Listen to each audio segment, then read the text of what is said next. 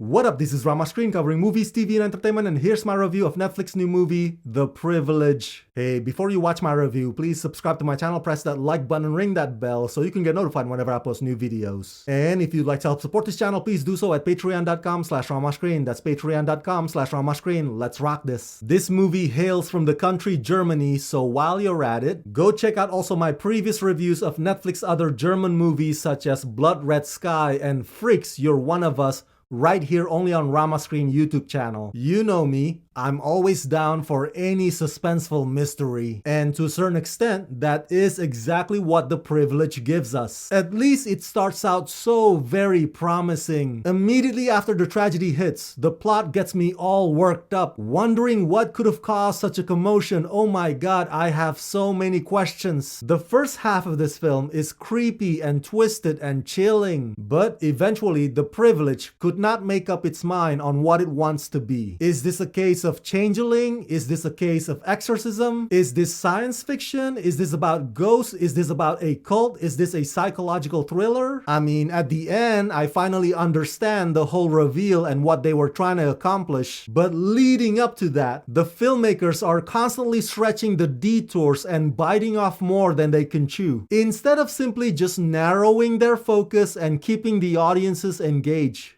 Directed by Felix Fursteiner and Katharina Schod, in The Privilege, years after his sister Anna's tragic death, 18-year-old Finn is increasingly haunted by nightmares and demonic visions, what his family dismisses as psychotic breakdowns due to a childhood trauma feels ever more real to him. As horrific events around him begin to escalate, he can no longer pretend that it's all just in his head.